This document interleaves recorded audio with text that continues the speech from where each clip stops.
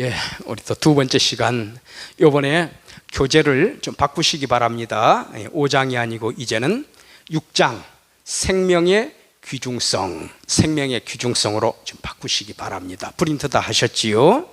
앞으로 또 교실에서 대면해가지고 강의를 할 때에도 역시 마찬가지로 프린트물을 꼭 준비하셔서 지쳐 마시고 그렇게 오시기를 바랍니다. 자, 이 생명의 귀중성 부분에서는 우리의 그 피부에 와닿는 이야기들이지요. 너무나 익숙한 용어입니다.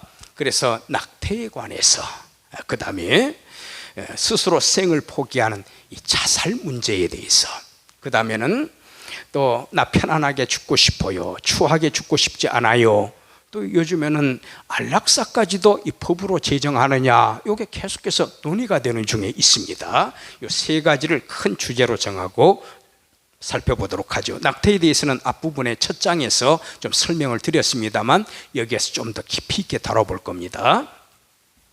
자, 문헌 출처 여러 가지 자료를 활용을 했어요. 그래서 생명윤리라고 하는 책, 그 다음에 유경동의 안락사와 종교적 관점의 생명윤리, 그 다음에 루이스 베르코프의 책, 그 다음 인터넷 자료들, 통계청 자료, 또 여기에 있는 것처럼 한국연구재단 등재지, 낙태, 안락사, 자살, 이렇게 좀 낙태 이렇게 쭉 이렇게 나오지요. 이런 논문들을 제가 다운로드 받아가지고, 이건 참 좋은 내용이구나, 이거를 꼭 학생들한테 알려줘야 되겠구나, 그래서 자 발췌해가지고 정리를 한 거고요. 그리고 특별히 이병화 선생님의 이 글을 좀 많이 인용을 했는데, 낙태에 관한 법적인 고찰 및 여대생들의 의식조사, 이 중에서 뒷부분 여대생들의 의식조사, 이 부분을 많이 참고를 했습니다. 저런 논문이 최근에도 좀 발표가 많이 됐으면 좋겠는데 좀 찾기가 어렵더라고요. 그래서 내용으로 제가 좀 말씀을 드리려고 합니다. 자, 그러면 세 가지 주제 가운데 우선 첫 번째로 이 낙태에 관해서 살펴보도록 하지요. 낙태에 관해서 우리 지난번에 한번 사진 요거 보여드린 것 같습니다. 이게 이제 7째 주 됐을 때 모습, 8주, 9주, 10주 하게 되면은 배아의 단계를 넘어서 가지고 태아의 단계로 진입을 하게 됩니다. 그렇게 해서 12주 되면은 완전하게 태아의 성격을 갖추게 됩니다. 점점점 더 성숙한 그런 모양새지요. 자, 이제 낙태, abortion, 낙태에 관한 정의가 되겠습니다. 의사의 지시에 따른 적법한 것도 낙태에 포함이 됩니다. 합법적인 경우에도 낙태라고 합니다. 분명히 똑같은 용어를 씁니다. 근데 일반적으로 좁은 의미로 쓸 때에는 불법적인 거, 벌써 어감이 좀 안 좋잖아요. 불법적인 임신 중재를 뜻한다. 근데 넓은 의미로 쓸 때에는 합법적인 경우도 해당이 되지만 좁은 의미로 쓸 때는 좀 안 좋은, 법을 어겨서 낙태를 하는 그런 경우가 되겠습니다. 그 다음에 의사에 의한 합법적 임신 중절이란 어느 때냐, 한국 법에서도 다 허용을 하는 거거든요. 모체의 건강이 현저하게 나빠진다. 예를 들어서 극단적인 경우에는 남편을 부릅니다. 또 시부모님 이렇게 불러요. 그래가지고 좀 큰일 났습니다, 이 아이를 지금 순산을 하려고 이렇게 가다 보면은 이 산모의 생명이 위태로울 수도 있습니다. 그러면 아이도 잃게 되고 산모의 생명도 잃게 되는데 어떡하시겠습니까? 결정을 해 주십시오. 이제 그런 경우 있지요. 그런 경우 대표적으로. 또 악질적인 유전적 소인, 이 아이는 태어났을 때 유전적으로 이러이러한 문제점이 있어서 평생 동안 이러한 모양으로 살아가야 됩니다. 어떡할까요? 이제 그런 경우가 되겠고, 그 다음에 이 아이는 태어나도 살 수가 없습니다. 의사가 딱 판단할 때. 그러면 오히려 산모에게 위험할 수도 있고, 그래서 생명을 유지할 수 없는 경우에 낙태를 행하겠습니다. 이런 거는 이제 합법적으로 인정이 됩니다. 그런데 여기서 주목할 것은 2019년 작년이 되겠습니다. 작년 4월에 약 1년 전에 헌법재판소가 낙태죄를 규정한 형법 조항에 대해서 헌법 불일치 결정을 내렸습니다. 헌법 불이치겠죠. 산모의 인권을 존중시하는 거지요, 태아보다. 이렇게 해가지고 금년 12월 31일까지 법조항이 개정되지 않으면 지금은 불법 낙태다, 그래서 재판을 받을 수도 있고 형벌을 받을 수도 있는 그런 불법 시술들이 있잖아요. 다 합법화가 되게 돼 있다라고 하는 거. 자, 이 화면을 또 보시기 바랍니다. 여기에 보면은 낙태에 대해서 하면 안 된다, 금지하는 쪽도 있고요. 그 다음에 낙태를 허용해야 됩니다, 또 이렇게 찬성하는 쪽도 있어요. 자, 이럴 경우에 논쟁점이 뭘까? 크게 세 가지로 나뉘어집니다. 하나는 여성에게 산모입니다. 여성에게 자기 결정권이 있다, 거기에 대해서 찬반이 나뉘어져요. 그 다음에 불법 낙태에 대해서 고발해야 합니다, 여기에서도 찬성 반대쪽. 그 다음에 낙태 합법화해야 됩니다, 여기에 대해서도 안 돼 반대쪽, 또 찬성 쪽, 이렇게 나뉘어집니다. 자, 위에 걸 한번 볼까요? 태아는 엄연히 제3자의 생명이다, 낙태하면 안 된다, 반대쪽입니다. 임신부가 임의로 태아를 희생시키는 것은 행복 추구권을 넘어선, 그러니까 그 어머니가 일생을 편하게 살자고 행복을 추구하면서 살자고 이 낙태를 하다니 그건 살인행위다, 이제 이렇게 규정하는 경우지요. 그러나 낙태를 허용하자는 쪽에서는 임신부가 자신의 행복 추구권을 성취하려면은 원치 않는 아이가 태어날 경우에 그게 일평생 짐이 된다라는 거예요. 그래서 희생을 시킬 수가 있다. 마찬가지로 사회 경제적인 형편, 예를 들어서 우리 집이 찢어지게 가난한데 지금 아이가 태어나려고 한다, 이걸 어떻게 하느냐, 그럴 경우에는 그 아이를 낙태시킬 수가 있다라고 하는 거지요. 이렇게 나뉘어집니다. 그 다음에 불법 낙태 고발입니다. 고발을 하게 되면은 낙태가 어려워질 거 아니냐, 법에 저촉이 되니까. 그래서 이러한 사회적 분위기가 형성이 된다면은 이 피임과 임신 계획이 많아지게 되고, 그러면은 낙태가 줄어들게 될 것이다. 피임하면은 임신이 안 되잖아요. 이게 활성화될 수가 있다. 그 임신시켜 가지고 굳이 낙태를 시켜야 되겠느냐. 그래서 이 법이 있어야 된다. 그러나 낙태 허용하자는 쪽에서는 그러면 낙태 시술이 음성화될 수가 있다.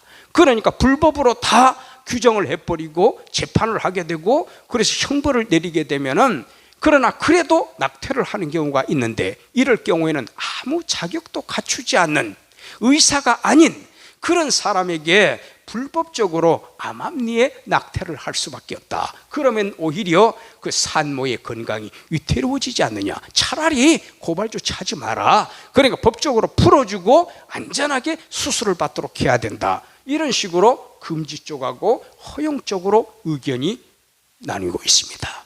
그 다음에 낙태를 금지해야 된다는 쪽에서는 낙태 합법화 문제, 생명 경시 풍조가 있지 않느냐. 그러나 낙태를 허용해야 된다는 쪽에는 음성적인 낙태가 줄어들 것이다. 그래서 제가 보기에는 두 번째하고 이 세 번째 줄에 있는 내용은 거의 같은 맥락선상에 있습니다. 이 중에서 가장 중요한 것은 제가 봤을 때 첫 번째 줄, 이 부분의 내용이 굉장히 포커스를 좀 맞췄으면 좋겠네요.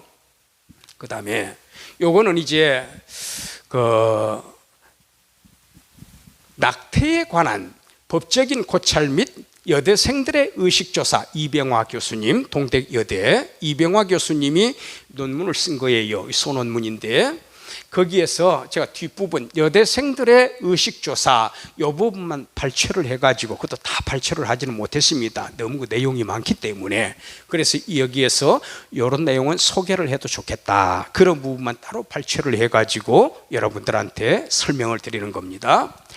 혼전, 결혼하기 전에 성관계를 맺는 것에 대해서 3분의 1이 넘지요. 36.6%. 요거는 적극적으로 생각한다. 자연적인 현상이니까 성은 개방이 돼야 된다. 그리고 사랑한다는 전제하에 앞으로 결혼할 사람이니까 이제 그런 쪽이 되겠죠. 이 양쪽을 다 합하게 되면은 36.6%에 해당이 되겠습니다. 물론 그래도 소극적으로 생각한다, 좀 조심하는 쪽이지요. 여기에 좀 비율이 약간 높은 거는 사실이네요. 그 다음에 결혼하기 전에 임신한 경우에는 어떡할 거냐. 그랬을 때에 낙태를 선택한다는 쪽이 41%입니다. 또 그러나 이런 의견이 있어요. 상대방과 상의해서 배우자가 될 사람, 우선적으로 결혼부터 성사를 시키면 그 다음에 낳아도 되지 않느냐. 안 그런 경우에는 뭡니까?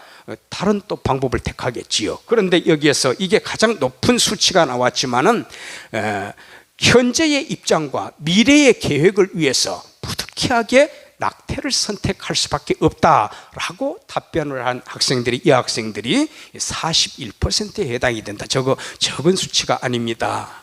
거의 뭐 2명 중에 1명 가까이 되잖아요. 그 다음에 미혼 여성 낙태 선택 이유가 뭐냐? 아직 결혼을 안 했어요. 근데 임신을 했네. 낙태를 하려고 해요. 왜 낙태를 하려고 합니까? 여기에는 다양한 답변이 있습니다. 보니까 이 비율이 거의 무시할 수 없죠. 4가지 전부 다. 자신의 장래의 꿈을 위해서 이 아이가 태어나면 앞으로 방해가 됩니다. 내 인생길을 망치게 됩니다. 21%. 미혼모가 되었을 경우에 결혼을 하지 못하고 헤어져 버렸어요.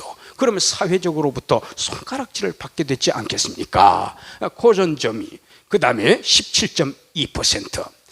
그 다음에 정상적인 가정이 아닌 상태에서 양육하게 되면 이 아이도, 태어난 아이도 불행하지 않습니까? 25%. 실제로 아이를 키울 만한 경제적인 여건이 마련이 되지 않았습니다. 미혼 여성이다 보니까 수입을 보장을 할 수가 없잖아요. 결혼을 하면은 예를 들어서 남편이 일정한 수입이 있으면 아이를 키울 수가 있겠지만, 그래서 이런 경우에는 낙태를 선택하겠다라는 거지요. 그래서 경제 문제로 낙태를 선택하는 경우가 35.8%가 되겠습니다. 그 다음에 결혼을 한 이후에 원치 않는 임신을 할 경우에는 어떻게 하느냐. 그래서 예를 들어서 경제적, 정신적, 신체적으로 고통스럽다면 부득이 낙태를 선택하겠습니다. 물론 요 위쪽에 혼인 생활이 계속되고 있으므로 무조건 아이를 출산하여 직접 키우겠다의 거의 60%지만은 32.5%는 낙태를 선택할 것이다. 이런 비율도 많이 답변이 되고 있다라고 하는 거. 그래서 제가 오히려 이쪽에다 좀 더 관심을 좀 집중해 보려고 합니다. 자, 그 다음에 낙태와 관련된 가장 큰 사회 문제가 뭐라고 보십니까? 그러면 여기에 도덕적인 타락과 생명 경시 풍조가 있어서 어렵지 않습니까? 이제 그런 의견도 거의 30% 가까이 되네요. 그 다음에 남성 중심적 성문화와 성매매, 성폭력이 만연하게 될 겁니다. 그러니까 청소년들이 그렇게 해서는 안 되겠습니다. 그런데 여기에 주목할 만한 53.4%에 해당이 되네요. 미성년 소녀들의 무분별한 출산과 낙태, 이것이 이제 앞으로 범람하게 될 것이다. 이런 점을 또 염려를 했습니다. 이게 절반 이상이 되네요. 자, 그 다음에 낙태 관련해서 가장 존중되어야 할 권리가 뭐냐 했을 때 임산부 쪽에 선택권이 있다. 임산부가 가장 중요하다. 이게 56.7%. 태아의 생명권도 만만치 않지요. 42.5%. 그런데 이 두 개를 비교해 보면 임산부의 행복 추구권이 되겠습니다. 그 아이의 생명권보다는 그래도 임산부가 일평생 그 짐을 지고 살아서는 안 되지 않습니까? 임산부는 행복을 누려야 됩니다. 이쪽에다가 비중을 좀 두는 것 같습니다. 그래서 거의 한 60% 가까이가 되네요. 예.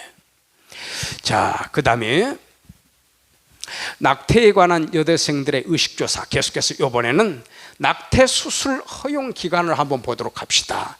12주 이내가 가장 많아요. 그런데 우리가 여기서 기억해야 될 것, 보통 10주 정도가 되면은 배아의 단계를 벗어나 가지고 이거는 간이다, 이것은 콩팥이다, 여기는 심장이다, 여기는 대장이다, 몸의 기관들 있지 않습니까? 어느 정도 형성이 되는 그런 시점입니다.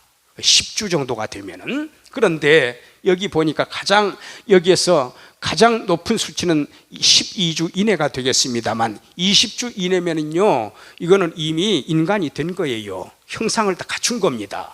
그런데 28%가 20주 이내로 조금 더 완화를 시켜야 된다. 12주는 너무하다. 20주로 완화시켜야 된다. 심지어 32주면은 이거 어떻게 되는 겁니까? 32주. 이 완전히 인간이 된 상태입니다. 그런데도 수치는 적지만은 1.1%가 있네요. 그래서 낙태 수술 본인의 자율권, 밑에 거 이제 봅시다. 낙태 수술 본인의 자율권은 10.4%. 여기에도 보면은 배우자나 상대방이 동의를 해야 된다. 그런데 배우자 혹은 상대방 부모가 동의해야 된다. 이쪽이 가장 비율이 높습니다만은 본인의 동의만으로도 충분하다. 어머님이라든가 또 신랑 될 사람이라든가 그 아무 의미가 없다. 내가 원하면 마음대로 할 수 있다. 이런 경우가 10.4%에 해당이 된다라고 하는 거. 자, 그다음에 낙태 수술 후에 가장 두려운 문제가 뭐예요? 하고 질문을 하니까 56%가 바로 죄의식입니다. 평생 동안 또 짐이 되는 거죠. 가슴속에 남아있는 거예요, 이게. 그래서 이런 점은 또 솔직하게 고백을 했더라고요. 정신적 죄의식 56%. 그리고 또 하나 큰 수치, 사후에 요번에 혹시 임신 중절을 하게 되면은 다음에 또 둘째 아이를 못 갖는 거 아닌가, 그런 경우에도 22% 정도가 나왔습니다. 그 다음에 낙태 정책의 바람직한 방향, 범위를 허용을 해야 된다. 그래서 이게 56.7%가 되겠습니다. 낙태 허용 범위의 확대, 이런 경우에는 아까 제가 설명을 드린 이 부분 있잖아요. 20주가 아니라 30주까지도 이렇게 넘어가야 되겠지요. 자, 그 다음에 낙태에 관한 이번에는 종교적인 입장을 한번 보도록 하십시다. 이 종교에서는 어떻게 말하고 있는가? 그래서 이 종교는 3000년 전이나 2000년 전이나 1000년 전이나 지금이나 앞으로도 마찬가지입니다. 그 경전의 내용이 바뀌지를 않습니다. 그래서 항상 시간과 공간을 초월해서 일관되게 가르치는 거지요. 특별히 인간의 생명에 대해서, 또 태중에 있는 아이에 대해서는 이 종교에서 뭐라고 하느냐? 자, 불교와 힌두교를 보십시다. 불교와 힌두교의 경우에는 임신한 시점부터 태중의 생명을 한 사람의 인간으로 간주하며 낙태는 살인죄로 간주합니다. 굉장히 엄격하지요. 자, 그래서 불교와 힌두교 같은 경우는 업보라고 하는 거 있어요. 우리 어르신들도 가끔 그런 말 하지요. 아이고, 전생에 내가 무슨 죄를 지어가지고 오늘 이 벌을 받느냐, 그런 표현 하지 않습니까? 그래서 이 낙태를 한 경우에도 그 업보에 해당이 된다라는 거예요. 나중에 인과응보의 원칙에 의해서 심판을 받게 된다, 이렇게 가르칩니다. 그래서 불교와 힌두교에서는 아예 사람뿐만이 아니고 개미 기어다니는 것까지, 곤충에 이르기까지, 미물에 이르기까지 생명을 존중하기 때문에 아예 육식은 하지 않고 채식을 권장할 정도입니다. 이슬람의 경우에는 이렇게 말합니다. 최후의 심판날에 자식을 살해한 이 부모는요, 심판을 받게 된다. 신 앞에서 심판을 받게 된다. 그리고 그 자녀도 저 부모가 나를 죽였습니다, 이렇게 살해했다고 증언할 것이다. 그 심판장 되시는 신 앞에서. 유교의 경우에는 그렇습니다. 이게 이제 태교에 나오는 부분인데, 태교의 열려전이라는 책입니다. 열려전, 소학에서 열려전 부분에 나오는 내용인데, 옛날에 부인이 자식을 잉태하면 아직 태중에 있는 경우에요, 잠잘 때 옆으로 기울지 않고 심장에 무리가 간대요. 태중의 아이도 신체적으로 평안해야 된다. 앉을 때에는 모서리에 기대가지고 앉지 않고 정자세로 앉아야 되고, 서 있을 때는 한 발로 서 있는 게 아니라 딱 정상적으로 디디고 몸의 균형을 맞춰주는 겁니다. 그 다음에 나쁜 음식을 먹지 않고, 또 정확하게 절편 같은 경우 탁탁 잘라놨지요. 또 이렇게 정확하게 잘라놓은 거, 무도 정확하게 잘라놓은 거, 오이도 정확하게 잘라놓은 거, 아무렇게나 잘려진 게 아니라 바로 바르게 잘려지지 않은 것은 먹지 않고, 자리가 반듯하지 않으면 앉지 않고, 눈으로는 나쁜 색을 보지 아니하고 음란한 거라든가 잔인한 거라든가, 귀로는 또 음란한 소리를 듣지 아니하며 좋은 음악을 들어야 돼요. 밤이 되면 소경으로 하여금, 소경은 깨끗합니다. 다른 더러운 거 안 봅니다. 바로 그 사람들이 낭송하는 시를 듣게 되고, 이와 같이 하면 자식을 낳았을 때 모습이 단정하고 제주도 남보다 뛰어날 것이다. 태교, 바로 아이가 잉태되는 순간부터 부모는 아이를 생명으로 존중하고 뱃속에 있을 때부터 그렇게 교육을 하도록 하라. 이거 보면 얼마나 태중의 아이를 귀하게 여기는가를 알 수가 있지요. 성경에서는 이렇게 말합니다. 임신 상태의 아이는 인격체로 간주합니다. 하나님이 이르시되 우리의 형상을 따라 우리의 모양대로 우리가 사람을 만들고, 어머니 태 속에다가 하나님께서 잘 빚어 나가시는데 하나님의 작품이에요. 인격체예요. 그리고 모태로부터 성령의 충만함을 받는다 이랬을 정도로 태어난 아이만 성령의 충만을 받는 것이 아니라 어머니 태중의 아이도 성령의 충만을 받고 예수님을 믿을 수가 있다, 바로 이렇게 주장을 합니다.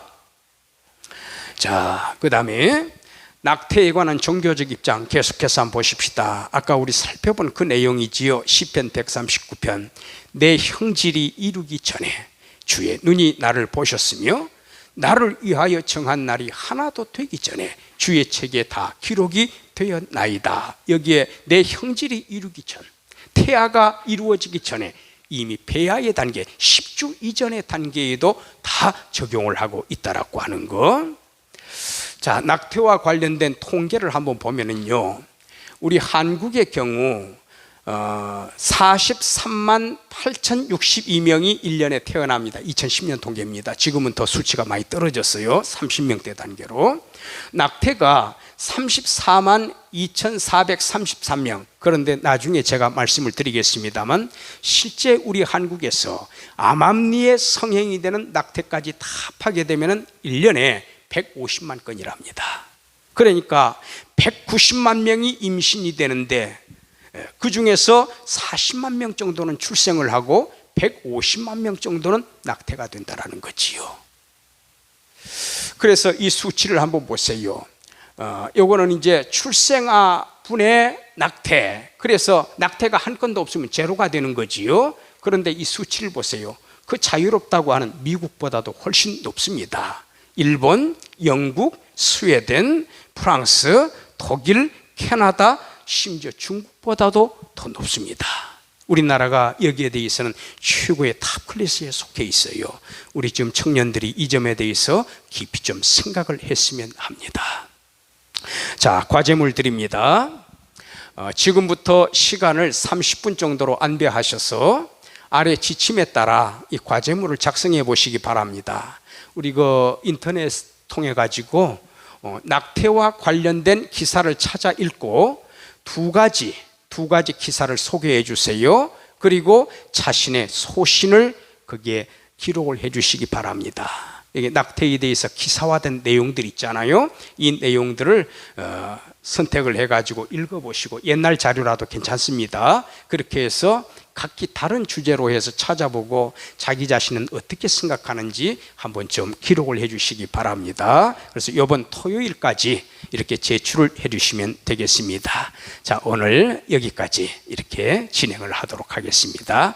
예, 감사합니다.